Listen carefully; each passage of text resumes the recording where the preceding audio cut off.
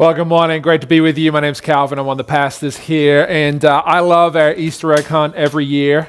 And one of the things that I just feel like public service announcement, we don't want to be the church that, you know, when you open your grandma's purse and there's those hard candies, like the ones that are generic brand, the ones that no kid ever wants to get unless it's the only ones.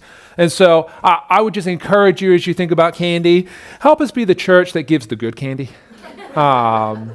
I want to love generously, and that's a part of it. Now, the real issue is we don't really have very many Cadbury chocolate candies here in America, and so that's we're at a loss already, in my opinion, with all this Hershey stuff. But that's neither here nor there. Now that I've alienated everyone in the room, let's start off with the message today. We're excited to be here. We're going to stick in Luke chapter 7. We're going through the book of Luke, and we've been picking out specific passages throughout this book as we lead up to Easter, and we'll continue to be in the book of Luke for a few weeks after Easter. We've been looking at this series called A Better Way, and I don't know if you've ever sat, just reflected on life and had a moment where you've thought, is this really what life should be like? Maybe something's happened in your life recently, you've experienced something recently, and you've wondered, God, where are you? We go through times where we experience things and maybe loss, maybe struggles, hardships, trials, maybe something's happened that shouldn't happen, and we have a hard time and we start to think, surely there's got to be something more than what we have right here. And in this series, we're really putting out there that there is a better way, and that the life that you're living today, isn't the be-all, end-all. There's something more. And we believe as Christians that this better way comes through knowing Jesus. It comes through the faith that we have, not being limited by our knowledge, but being open to who Jesus is. And so today I hope that you're ready to come just open, that there may be something new for you to hear, and that what you've experienced isn't really maybe the be-all and end-all of what life is like today. I was at a conference years ago, and there was a speaker there. His name was Tony Campolo. I don't know a whole lot about this guy, but he's a sociologist, and he told a story as a part of one of his lessons that he was sharing at this conference. And in this story, he talked about how years ago before that, he's a sociologist, and he would travel and speak at different conventions and different places. And this one time he flew to Hawaii. And when he flew to Hawaii, he got there late, and there's this time difference and jet lag, and he was hungry, but it was 3 a.m. by the time he realized how hungry he was.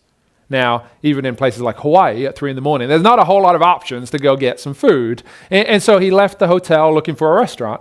Couldn't find anything, so he kept on walking, and he went down this back alley and found this diner. Now he says that this diner was, it wasn't like a Tucker's. Don't think like Tucker's. Think more of like a Red Arrow diner kind of thing. Think just the bar, but not the booths. There was only a bar there, so I don't know, 15 seats at a bar, and he goes in and he builds up this whole story about different details. But what we need to know is that when he was there, the owner came up and said, "What do you want?" He sat down and he introduced himself, and he said, "Well, what do you do?" "I'm a sociologist." And the owner goes, "What do you want?" And Tony said, I'll get a donut and a coffee." So the guy with his dirty apron wiped his hands, picked up the donut and said, "Here you go, and enjoy," and gave him a cup of coffee, and whatever, it was 3 a.m, who cares? And so he sits there and he eats, but as he's just sitting there, in walks about a dozen prostitutes that go and sit around him. And he's sitting there and he's like, where am I? What's going on? And as he's there, one of them leans over and says to another, "It's my birthday tomorrow." And this lady looks at the other lady and says, "Who cares? What do you want me to do? Sing happy birthday to you? Throw you a party?" And they eat their food and they end up leaving. And Tony looks at the owner and says, "Hey, do they come in every night?" And the owner goes, "Yeah, they do." And he said, "Well, would you mind if I decorated the place and threw this lady Agnes a birthday party tomorrow?" The owner was like, "Yeah, that'd be great." And he said, the owner said, "But I'm baking the cake because that's my thing." And so he said, okay, you bake the cake, I'll bring all the decorations. And he comes back the next day and he decorates the place. And the owner put the word out, and the diner was full. I mean, it only takes 30 people to fill the diner apparently, but it was jam-packed. And he walks in, and they're there and they're waiting. And then Agnes, this lady, comes in and they sing happy birthday, and it's exciting. And they give her this cake with candles on. And she goes, hey, Tony, can I go show this cake to my mom? And Tony's like, well, it's your cake. Do whatever you want with it. So she grabs the cake and she says, don't worry. I live 2 doors down. I'll be right back. And she shows the cake to her mom. She comes back in. And before she came back in, as she's out there, Tony's looking around like, everybody's here to celebrate this lady. And she's gone. What do you do in this moment? And so Tony, who's a sociologist, but also someone who speaks a lot about his faith, he looks around awkwardly and says to all these ladies and this owner and says, you want to pray? And so he stood there and prayed. And then the lady Agnes comes back in and they sing a birthday party, happy birthday, blow out the candles, all that stuff happens. And then everyone leaves and Tony's standing there and he's talking to the owner, and the owner looks at him and says, you lied to me. You're not a sociologist. You're one of those preachers, aren't you? and he asked him, he says, what type of church are you? Like, if you don't go to church, you don't really know how to ask that, do you? What type of church are you? And Tony, he thought, he came up with this really smart one-liner. And he goes to the guy, he says, we're the type of church that throws birthday parties at 3 a.m. for prostitutes. The owner looks at him and says, no, you're not. Because if you were that type of church, that's a church I would go to. As I was reading this story of Luke 7, this question came to my mind, and it's a question I want to ask us as a church. What type of church do you want to be known as? Do you want to be known as a church where if somebody like that walks in, everybody sits a little further away from the entrance? You ever been a part of churches like that? You ever been in scenarios like that? Maybe it's just at your home with friends or in a restaurant, or you come across someone and they look different than you. And you start to kind of put a little bit of distance between you and them. What type of church do we want to be? If nothing else from the message today, I hope you walk away knowing that Jesus is for everyone. That's the punchline, right? That's the be-all, end-all. That's the invitation, that there's nobody too far gone, that if they're willing to come, if they're willing to repent and seek Jesus and respond to that call from him, that they can't be forgiven, accepted. We see in our story today that a Pharisee is throwing a party for Jesus. It says in verse 36, when one of the Pharisees invited Jesus to have dinner with him, he went to the Pharisee's house and reclined at the table. Now, a couple of things contextually that we need to know. The Pharisees didn't like Jesus, so why on earth is this guy inviting him to a party? You don't throw a party for someone you don't like, right? Like, nobody's like, hey, we're having a party. Invite the person that nobody here wants to be here. But that's kind of what's going on. It doesn't say why he invited him. We can assume that there wasn't really any negative ulterior motives. You'd probably see them. But little did this Pharisee know that Jesus was about to do some things in his life. It's kind of what Jesus does, right? Sometimes he shows up when you least expect it, and you start to learn a few things out of it. It's a party, though, and so it's going to be festive. Parties I go to are fun. I don't know about you. But this party, they're eating, they're chatting, and remember when they ate together, they would recline on like kind of a couch kind of thing, and they wouldn't sit at like a dining room table like we probably do. It was reclining. And so they're sitting there, they're eating, and then the party gets really interesting. You ever been at a party that someone shows up and everything changes? Verse 37. A woman in that town who lived a sinful life. Now, in the Bible, oftentimes when it talked about women that way, it was referring to people who were prostitutes. It doesn't specifically say it, but we can infer that. She learned that Jesus was eating at the Pharisee's house, so she came there with an alabaster jar of perfume. As she stood behind him at his feet weeping, she began to wet his feet with her tears. Then she wiped them with her hair, kissed them, and poured perfume on them. Now, this woman wasn't invited to this party. I don't know if you've ever gate crashed a party. Sometimes it goes okay, but usually you get to the person who's throwing the party and he says, leave. This woman isn't invited, but she came to see Jesus. And she came in such a way that changed the whole party, not just because of who she was. They all knew her. They all knew who she was and what she did. But she changed it because of how she came in to the party. It was a festive occasion. They're eating, and she comes in, and it's like gross, ugly tears streaming down her face. That doesn't feel like a party anymore, right? She's overcome. The emotions, so much so, have come into her that she didn't care who was watching. She didn't care about humiliating herself. She didn't care that this was a festive party. Have you ever been so overcome with emotions that you're kind of oblivious to everything else that's going on? This lady right here. And out of an act of worship, she washes Jesus' feet and pours expensive perfume on them. Just imagine for a moment, we're having a church potluck.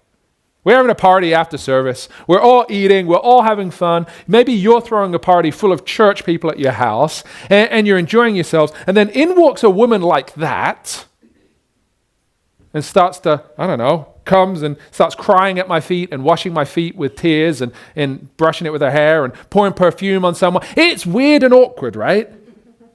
That's not normal. Simon must have been losing his mind. Think about it. Pharisees had this idea of salvation by segregation. They thought that if somebody who wasn't holy, if somebody who was sinful came and was around them, touched them, they then had to go become ceremonially clean, say that quickly. And they had to do some things to get back right with God. They were like, who we associate with impacts who we are. Spiritually is what they thought. They would be less holy because of that lady come and being around them. It would throw their whole party out of whack and things would change. And the idea that this sinful, gross lady was not only ruining the party vibe, but was also tainting and polluting their holiness, their goodness, who they were as religious people. Now that is a different level of party pooping right there. That is a different level of changing what's going on, right?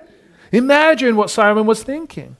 And to make it worse, she did some things that were so culturally unacceptable.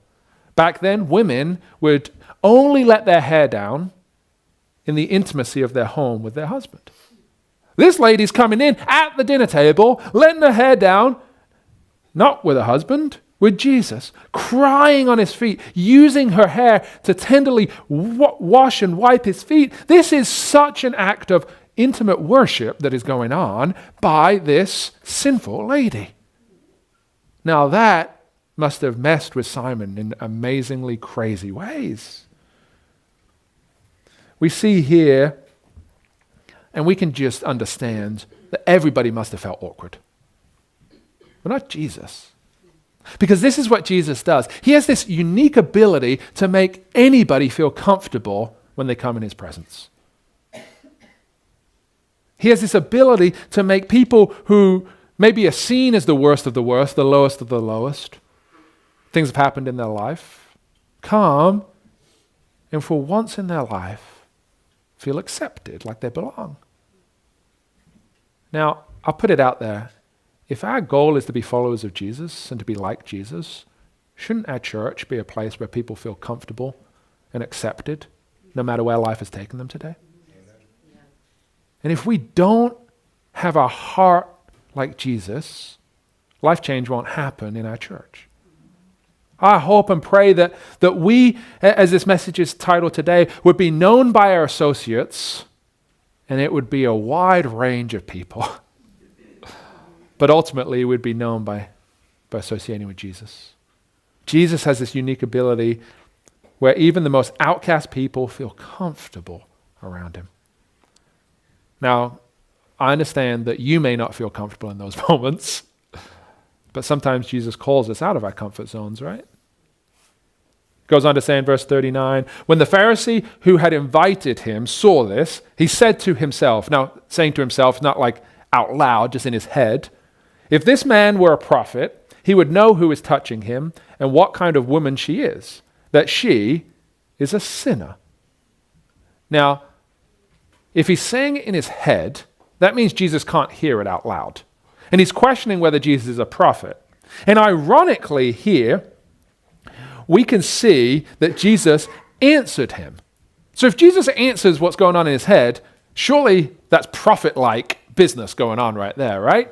Jesus can read his mind. He can hear him. So he's refuting even what Simon is internally saying. And this is what Jesus does. He knows and he hears and he responds. Oftentimes in the Bible, when religious people were responding to Jesus, it was in their heads and Jesus would respond out loud to them.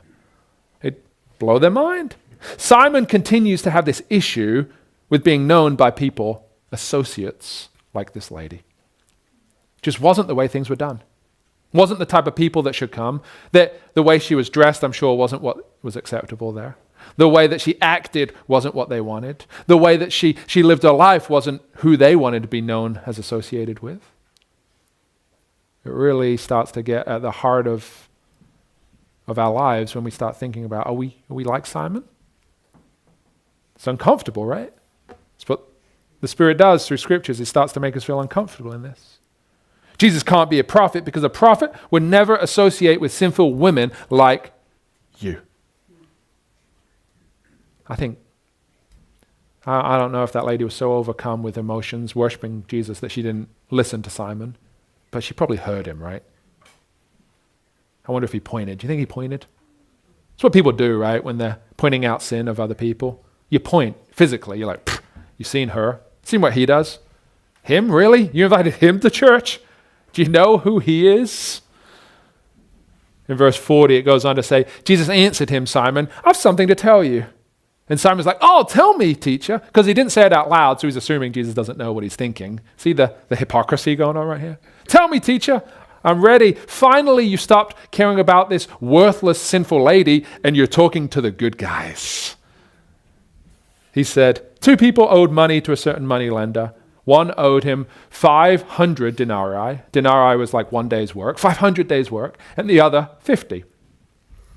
Goes on to say, neither of them had the money to pay him back, so he forgave the debts of both. Now, which of them will love him more? Simon replied, I suppose. Notice I suppose. This is a little begrudgingly of an answer, right? Begrudging of an answer. I suppose the one who had the bigger debt forgiven. You have judged correctly, Jesus said. Then he turned toward the woman. This is what Jesus does, right? He looks at people. He notices them. He recognizes them. He doesn't let them sit unrecognized on the edges. Do you see this woman? I came into your house. You didn't give me any water for my feet, but she wet my feet with her tears and wiped them with her hair. You did not give me a kiss, but this woman from the time I entered has not stopped kissing my feet. You did not put oil on my head, but she has poured perfume on my feet. Therefore I tell you, her many sins have been forgiven, as her great love has shown. But whoever has been forgiven little loves little. Then Jesus said to her, your sins are forgiven. The other guests began to say among themselves, who is this who even forgives sins?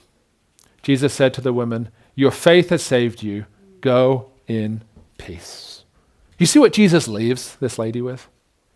Peace. You looking for peace in life today? Things going on in life where you feel out of sorts.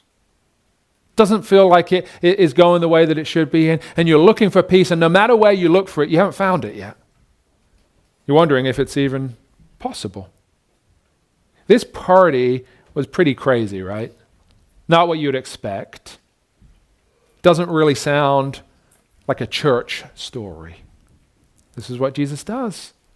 It's pretty scandalous, in fact, but let's look at some of the characters for a moment, just so that we can be sure we're on the right track. We see this good Pharisee who keeps the law and generously hosts this party. Then you also have this sinful prostitute. We got a terminology here. So good guy over here, bad lady over here kind of deal. Sinful lady who crashes the party and makes a scene, not invited. And then the good guy's associates, they're over here with this guy because you know they weren't standing next to her.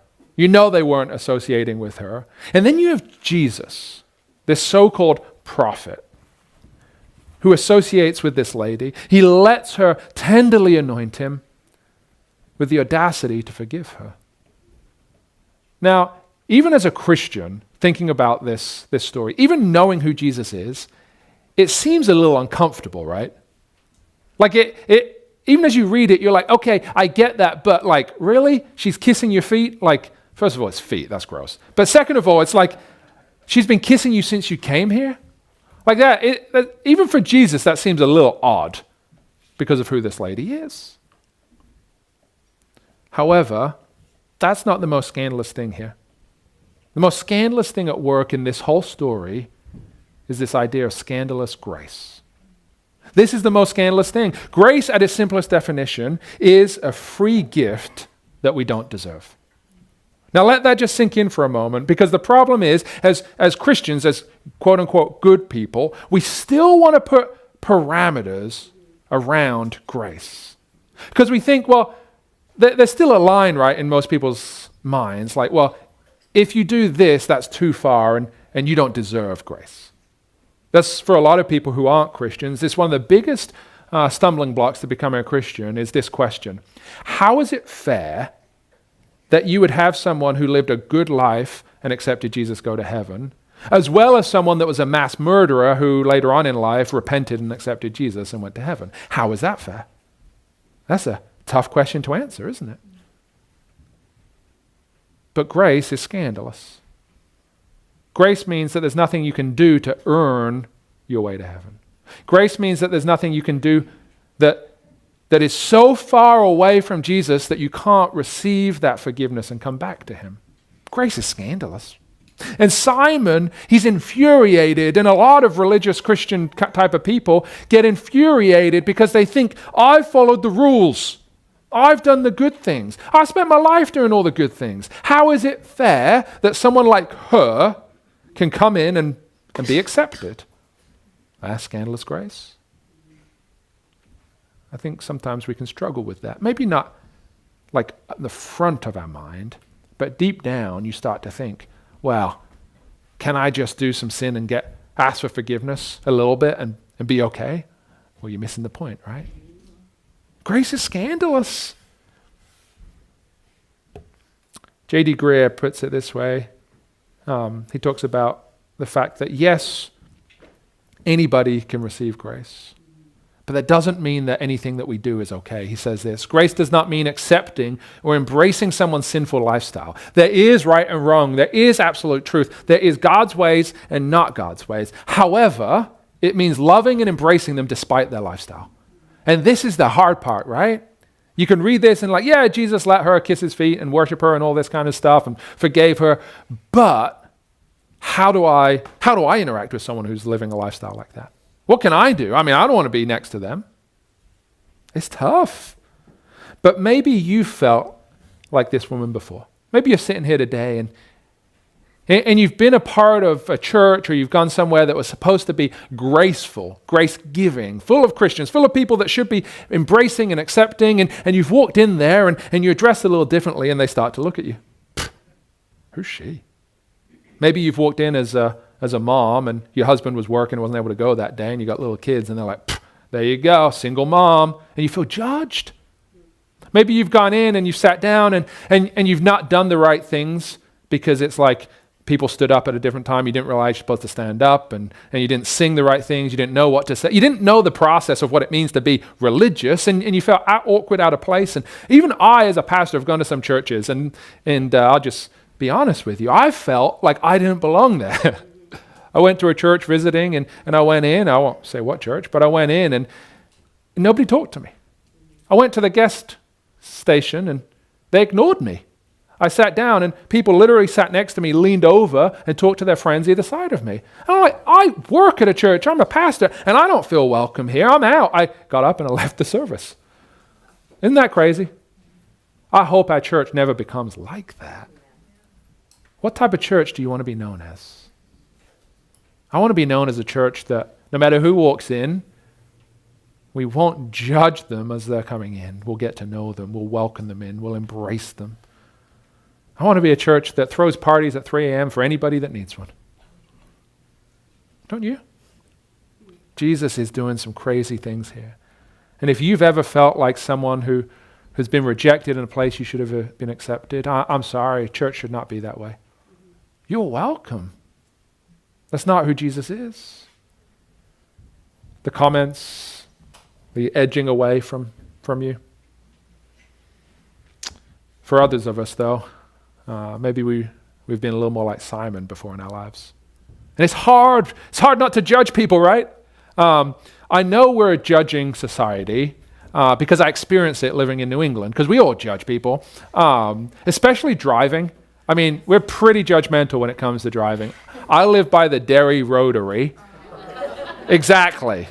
There's a camera 24/7 that you can watch of how people drive around this rotary. The comments, the craziness, the accidents. People go the wrong way around it, and it's nuts. And we judge, but that's funny. Judging driving is not the end of the world, right? But on a more personal level, we can be like Simon, so self-righteous. Remember, we stand on this side in the good people group. Things about scandalous grace is there's no good people and bad people in our world. You realize that? Oh yeah, there is. They're the good people. The people like me. We're the good people. That's what we do. We project ourselves in the good crowd, and nobody's like, yeah, I'm the villain. There are some kids growing up that always choose to be the villain, and they do scare me a little bit. Maybe my son will be that guy. I'm hoping not. Hoping he wants to be the superhero in the story. I was Batman. I think I mentioned that last week. That was my superhero. So we'll see. Most of us want to be good. There's only two types of people in our world. Repentant and unrepentant. Forgiven and unforgiven. Good and bad don't exist. Billy Graham sums up this story in an amazing way with this quote. Billy Graham says, "The ground is level at the foot of the cross." What does that mean? There is nobody who is good enough to deserve to be forgiven, and nobody that is so bad that they can't be forgiven. We're all on a level playing field. And Simon, really, he didn't get this. He didn't understand. But Paul, he makes it even simpler. He says this in Romans 3:23. Paul wrote a lot of the New Testament, and in Romans he says, "All have sinned and fall short of the glory of God." Simon is in the same situation as this lady, a sinner. The only difference is that he doesn't see it. He thinks that because he lives a more socially acceptable lifestyle, that he's better than her. Now, socially, sure. There's like that. Not all socially acceptable stuff is all on the same level. But spiritually, when it comes to the scandalous nature of grace, Jesus looks at us and says, you're all on level playing field. Everybody has to come and ask for forgiveness. There's no step up. There's no, oh, my family's a Christian family, so I'm all set. No. Simon didn't see this. He thinks that because he lives this socially acceptable version of being a sinner, that he's better than her. And thankfully, Romans goes on to say, Paul says in verse 24, all are justified freely by his grace through the redemption that came by Christ Jesus. It's not what we do, but what Jesus has done for us.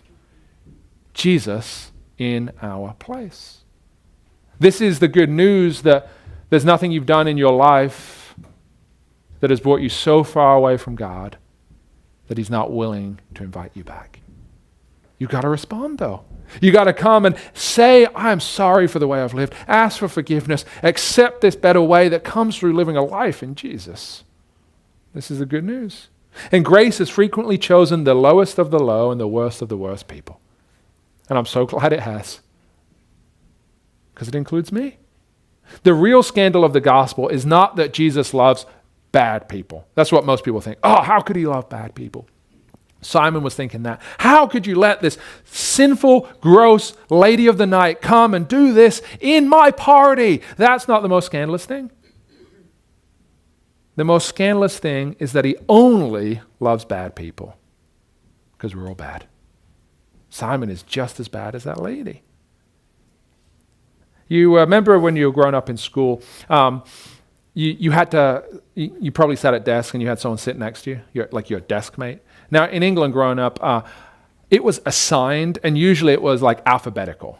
And so do you have assigned seating when you're in like young elementary school or younger? And the problem was, if your last name was the same was close to the last name of the stinky kid, you always had to sit next to the stinky kid. And nobody wanted to sit next to the stinky kid, right? Now, if you're wondering who that was, maybe that was you, and Unfortunately, the person that sat next to you was thinking that way.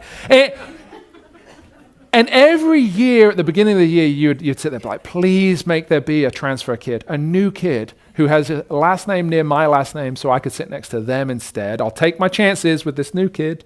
And you didn't want to be associated with that because all throughout the week, the year, you would be associated with that guy, that girl, and they were your classmate. And I mean, sometimes their stink would rub off on you, right? And you would smell just as bad. And it was gross and you didn't want that. And man, some of this never changes in life, right? They may not be like physically smelly, stinky, but how often do we view ourselves as good? And those people, classify those people, right? If you ever say those people, you should probably just stop that sentence. Nothing ever really good comes from that. How often do we care about who we're associated with because we see ourselves in a self-righteous mindset? Oh, I'm good. I don't want to be around those bad people. I don't want to go to that bad part of town. I don't want to do that, the big bad city of Manchester. I can't go there. It's very easy to point out sin in someone else. It's so hard in ourselves. I guess the question is, are you willing to walk side by side into heaven with that stinky kid, with that bad person? I think we're going to be surprised when we get to heaven to see who's there. I think God is scandalous in his distribution of grace. But what I do know is what Bob Garth says. Grace means we can put the chalk away and stop keeping score. In Christianity, acceptance is given as a gift, and you keep the rules in response of that gratefulness. You follow Jesus. There is a way to live, a better way that we should choose, but it's not a prerequisite to accept Jesus. It comes out of that free gift. And this woman was comfortable around Jesus. Think about the shame that she must have felt. Think about what it must have taken, the pep talk she had to give herself to go to this party uninvited because she wanted to see Jesus. She wanted to worship him. They were all going to have a party. She was going to church. She was going to worship him. Overcome with emotion, passion. Well, I think that she must have heard, maybe she heard Jesus say it, or maybe she just heard it from a friend. What Jesus had recently taught. It says in Matthew 11, verse 28, "Come to me, all you who are weary and burdened, and I will give you rest. Take my yoke upon you and learn from me, for I am gentle and humble in heart, and you will find rest for your souls. For my yoke is easy and my burden is light." I think that she was wanting this peace. We don't know how she got to where she was in life. We don't know if she had been rejected, if she had been abused. We don't know if it was a choice, if she was forced. We don't know much about this lady, but what we do know is she desired this peace, and she'd heard, there's this guy, Jesus, who might be able to give that to me. Maybe you're sitting here thinking, I want that. I hope so. I hope that's a desire. And the same offer that he gave to this lady is the offer he's offering to you today. Peace. Come to me. Maybe you're in a moment of desperation. Come to Jesus. Maybe you're wondering, is this it? It's not. Come to him.